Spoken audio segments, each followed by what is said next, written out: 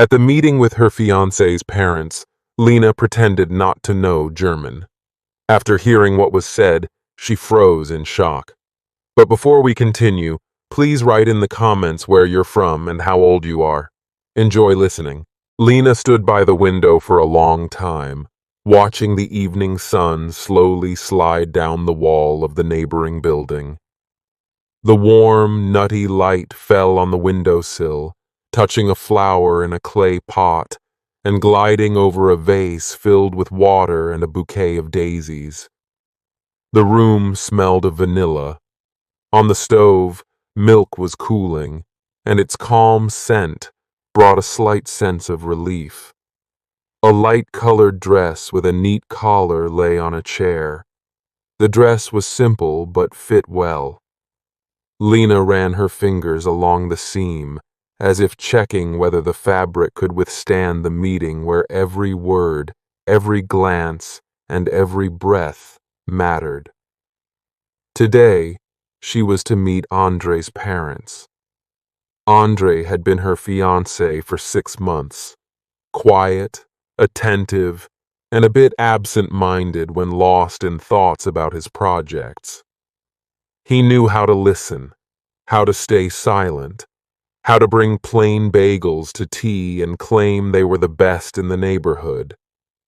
With him, Lena felt at ease, but the thought of meeting his parents made delicate strings tremble inside her, like a violin that hadn't been tuned in a while. "The main thing is to be yourself," Lena said aloud, as if encouraging not herself, but her reflection. "And to remember that everything will be fine." She braided her hair into a simple plait, put on small stud earrings, applied colorless lip balm, and took an apple and cinnamon pie she'd baked earlier from the fridge. The pie smelled like her grandmother's house from childhood: sugary crust, white flour, warm sweetness. Lena covered the pie with a white napkin, placed her hand on it for a moment, and closed her eyes. Her breathing steadied. It was as if she and the pie had come to an agreement. Everything would go as it should. Her phone gave a short beep. A message from Andre. "We're waiting. No rush. I'll meet you at the entrance." Below the message, a hand emoji and a small heart. Lena smiled and replied, "On my way." Andre's parents' house stood in an old neighborhood with modest courtyards and tidy intercoms.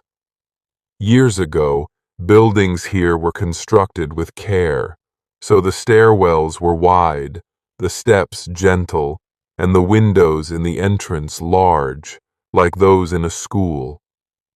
A polished nameplate on the wall read, "Semyonov." The stairwell didn't smell of cats or fried food. It smelled of old wood, cleaning solution, and faintly of expensive perfume. Andre was already waiting by the intercom. Beige coat, scarf, holding a small box wrapped in white paper. When he saw Lena, he stepped forward, took the pie from her, and quietly asked, "How are you?" "Fine," she replied, trying to keep her voice steady. "A bit nervous." "I'm here," he said. "Always." Lena nodded, and they climbed to the 3rd floor. On the doormat lay a small pine branch, perhaps dragged by a cat or dropped by a neighbor. Andre pressed the doorbell. Footsteps sounded behind the door, followed by a soft click. The door opened. A woman in her 50s stood before them, wearing a light blouse and pearl earrings. Her face was beautiful, well-groomed, her gaze direct and probing. Olga Viktorovna, Andre's mother. She nodded, gave a slight smile, and said, Hello, Elena. Come in. Andre, help with the coat. Her voice was polite, but it carried the kind of politeness that doesn't always invite closeness. Lena smiled and stepped into the hallway. The apartment smelled of something meaty, perfume, and fresh apples. Photographs from different countries hung on the walls, a historic bridge, a statue in a plaza, a lake view. On a shelf stood 3 framed photos of Andre as a child, in first grade with a large bouquet of asters, in a pioneer tie at a camp, and on a bike path wearing a helmet. Papa's in the kitchen, Olga Viktorovna said, pouring tea. You can put the pie here. She nodded toward a small table. What a lovely aroma. Is it apple? Yes, Lena said, lifting the napkin. My grandmother's recipe. Wonderful, Olga nodded. I bake sometimes too, though mostly strudels. German classics. The word German made something inside Lena twinge faintly, though it wasn't painful yet. Strudel is lovely, she said. Andre's father, Viktor Pavlovich, entered the kitchen. He was stocky, broad-shouldered, with a warm smile and a large teapot in his hands. Well, hello, Elena, he said. Finally, we see you in person, not just in photos. Andre, help set the table. Hello, Lena replied, and suddenly felt calmer. There was something familiar about this man, perhaps the straightforward way he spoke, or the gaze that didn't hide his thoughts, the kind of look you see in people who've seen a lot and don't care for fuss. The table was set neatly, salads in glass bowls, fish on a white platter, bread in a woven basket. Small plates with sliced lemons, herbs, and pickled cucumbers lined the table's edge. Not a crumb marred the tablecloth. Lena placed her pie in an empty spot. Olga adjusted a napkin beneath it, as if marking its place on a map. They sat down. Olga Viktorovna to Lena's right, Viktor across from her, Andre beside her. Olga began speaking in the way of someone used to keeping a household in order, about how the fish turned out well, how the store's pickles were unevenly salted in winter, how the kettle should be boiled twice, how bread in Germany is entirely different. Elena, where do you work? She asked, pouring tea in a thin stream. Where exactly? At a gymnasium, as a teacher, Lena replied. Middle and high school. A teacher. That's nice, Olga said slowly. Isn't it, Victor? Everyone has their own tastes, he replied. Olga spoke easily, confidently, her words carrying no edge to latch onto yet. Lena answered briefly. She didn't want to dazzle or defend herself. She just wanted to show who she was. Calm, hard-working, without unnecessary flair. Olga occasionally steered the conversation to topics like the best places to vacation, which stores were decent, where the crowd was respectable.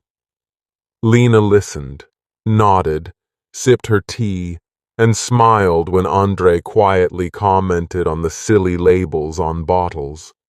She focused on keeping things steady. When the fish was eaten and the table looked emptier, Olga Viktorovna's expression shifted. She moved her plate slightly, took a napkin, and laid it precisely across her lap, a gesture Lena noticed. It was how Olga began serious topics. Elena, she said, where do your parents work? Lena answered calmly. My mom's a primary school teacher. My dad worked in the military, then started a small construction business. We live modestly but closely. Teaching is noble, Olga said, her tone suggesting she was briefly trying the word on for someone she knew. Andre, by the way, was always more into exact sciences as a child. I suppose we all agree on that. I like when everything's in its place. Andre chimed in, smiling at Lena and nodding at her neatly folded napkin. Look, even Lena's napkin is straighter than mine. Lena smiled, but Olga glanced away for a moment, as if expecting Lena to slip up. Lena's responses were steady, which seemed to throw Olga off her practiced rhythm. Later, as the conversation turned to vacations, Olga Viktorovna subtly switched languages. From the first word, it was clear, German. She spoke naturally, as if this was how she always discussed private matters meant to stay within the family. Looking at Victor, she said, Andre likes her, and she's friendly. Victor replied quietly, Love is good, Olga responded. But family is more than feelings. Look at her hands, her jewelry. There's no refinement. Lena kept her gaze on her teacup, motionless. She understood every word perfectly. German was her professional domain, but now it felt like a battlefield where she was being measured. The words, no refinement, cut like thin paper that turns out to be a sharp knife. Maybe don't judge so harshly, Victor said cautiously. I'm not afraid, Olga replied. I want the best for my son. Lena slowly raised her head and met Victor's eyes. His look wasn't cold, more apologetic, as if he wanted to ask forgiveness for not stopping the conversation. Olga tossed a few more phrases into the air, touching on social circles, residency permits, public appearances. Lena felt a cold rise inside her, but she breathed evenly. She'd been taught not to mirror rudeness, not to give in to the urge to put someone in their place with a sharp remark. There was another strength, speaking at the right moment, calmly, without raising her voice. She looked at Olga and said in German, Thank you for the evening. The tea is excellent, and thank you for your honesty. It's useful to hear what people say when they think you don't understand.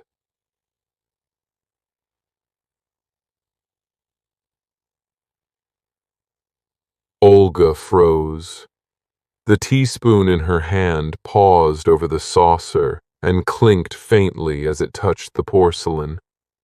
Victor slowly set down his cup. Andre shifted. What? He asked. Lena, you... I understand everything, Lena said, switching back to Russian. The German, and what you meant to say. She looked at Olga. I'm not angry.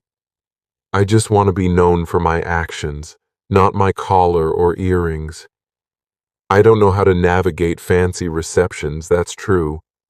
But I know how to work, teach children, bake pies, and be there for the one I love. Silence fell. In it, you could hear the distant drip-drip from the bathroom, where a faucet was leaking. Andre stood slowly. Mom, he said carefully, don't do this. Olga opened her mouth as if to say something sharp, but no words came. She pressed her lips together and looked away. Lena stood, thanked them for dinner again, and took her coat.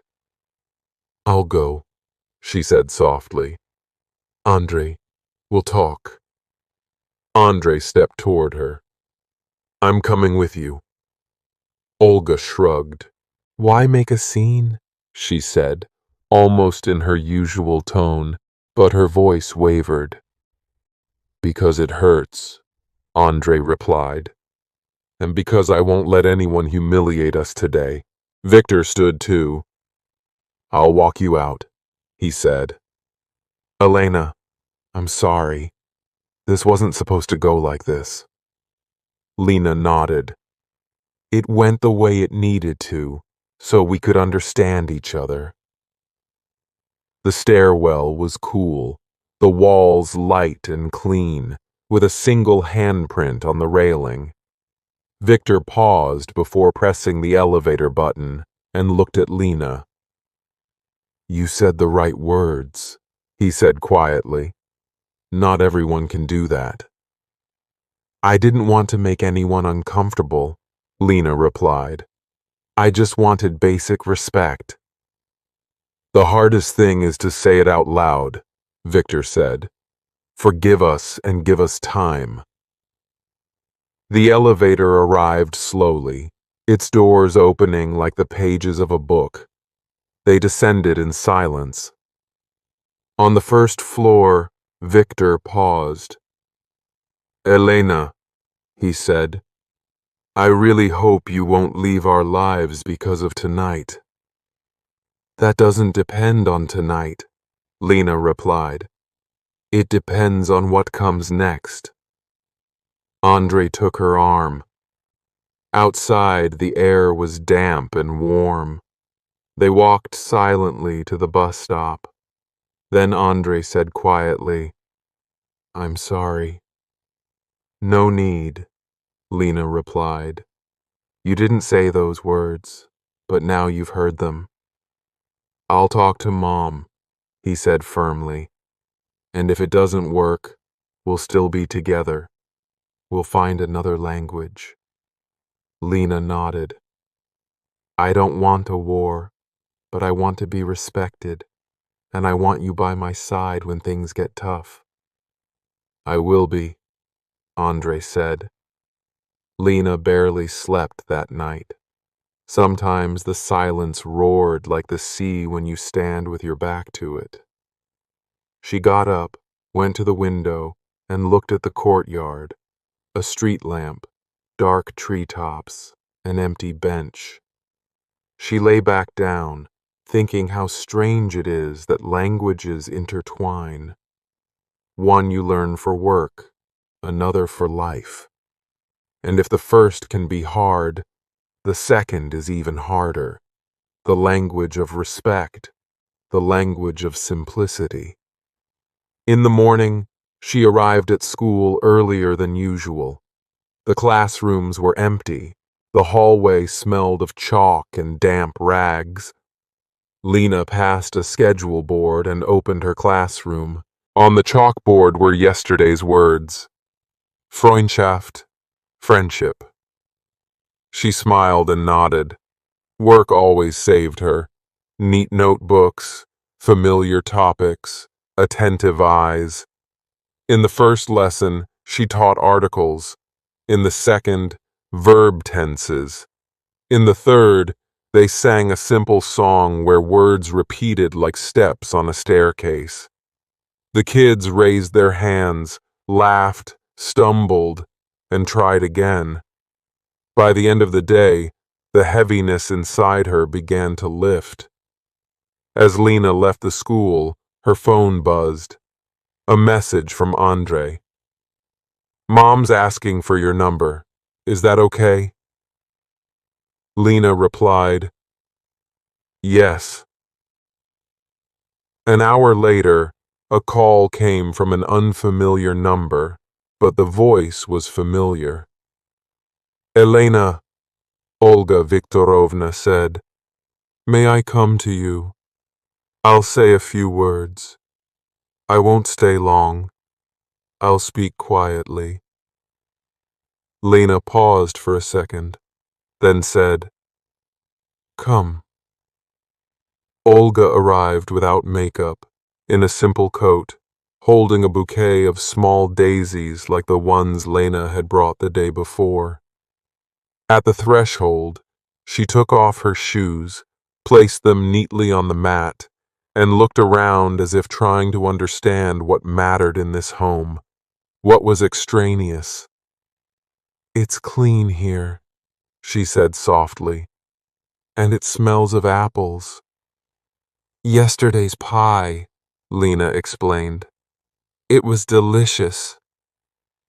They sat in the kitchen.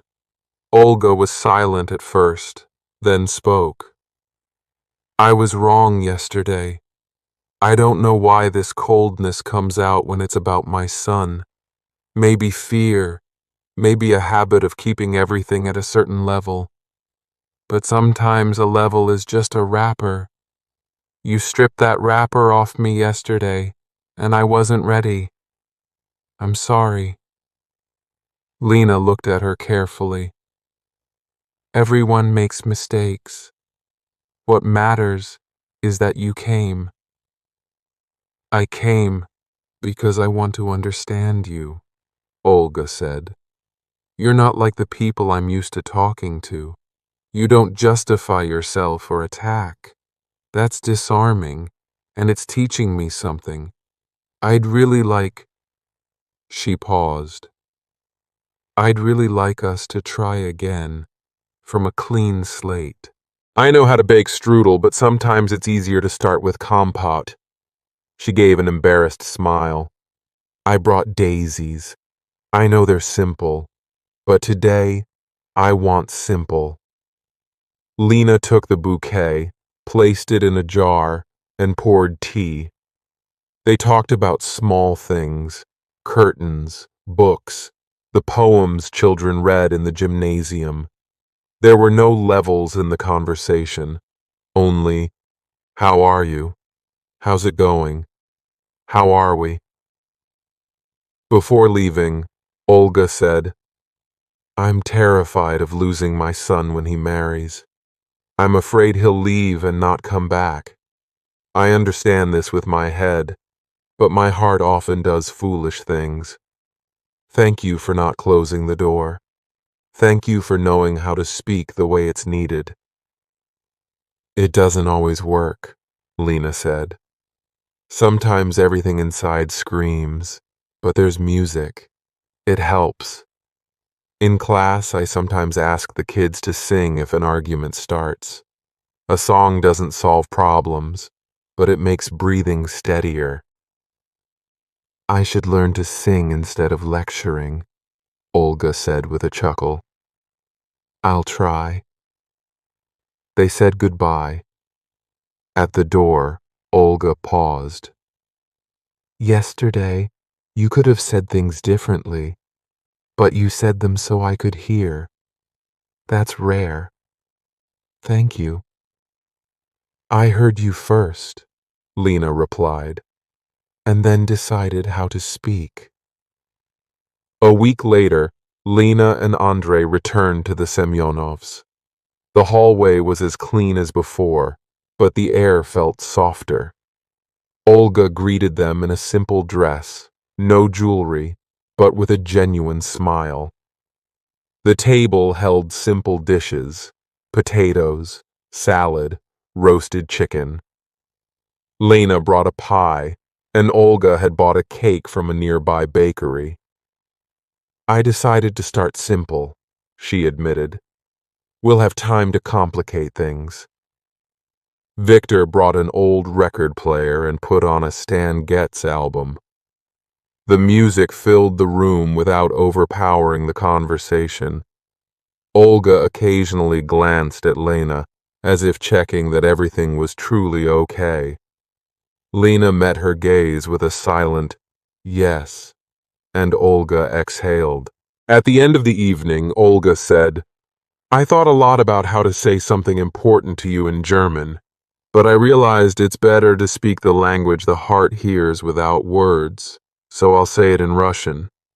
I'm glad you're with us." Lena nodded. "I'm glad too. Thank you." Andre sat beside her, smiling quietly, the way people smile when they suddenly feel free.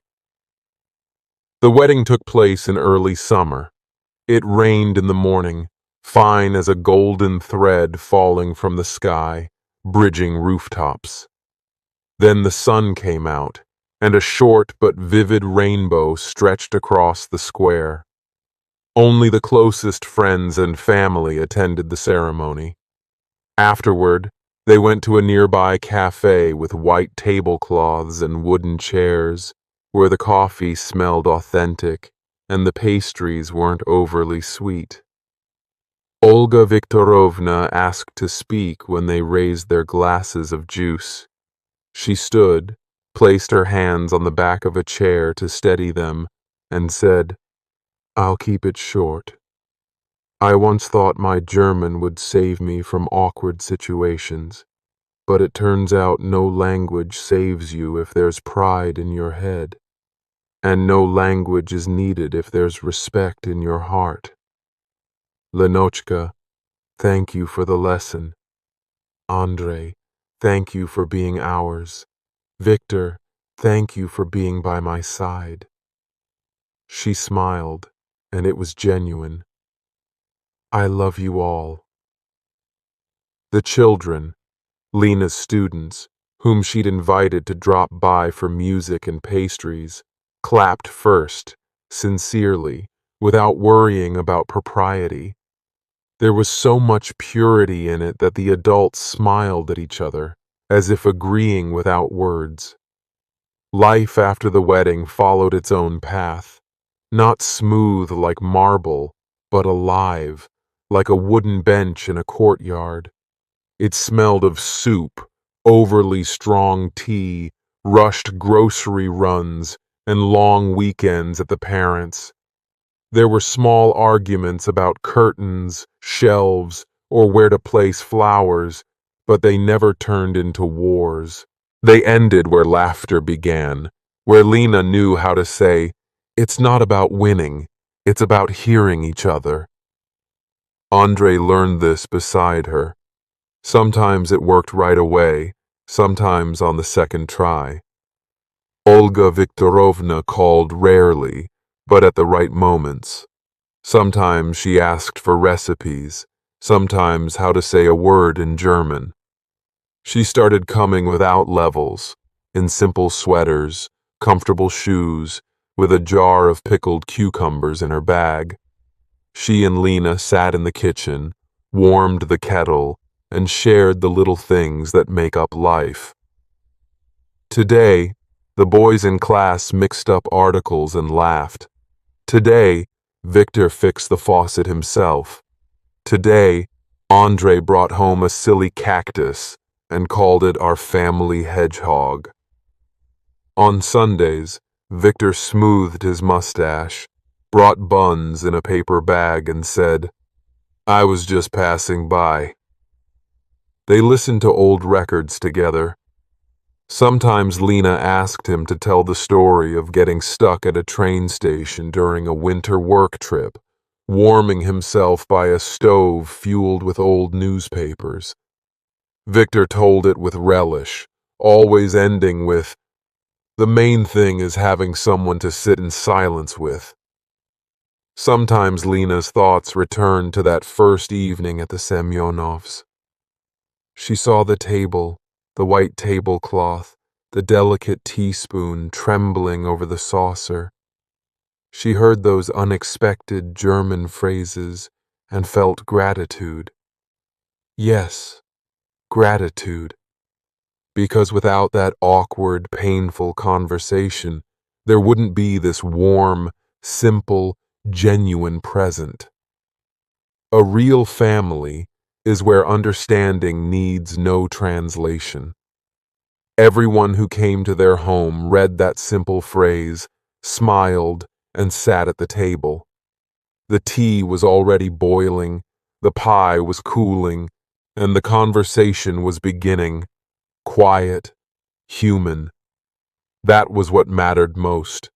Not winning an argument, not proving a level, not mastering a complex grammatical structure, but speaking a language everyone understands when they come with kindness, the language of respect, a language that needs no dictionary. If you asked Lena what she took from that meeting, she'd say, "Don't fear silence, don't fear speaking directly, and never confuse pride with dignity."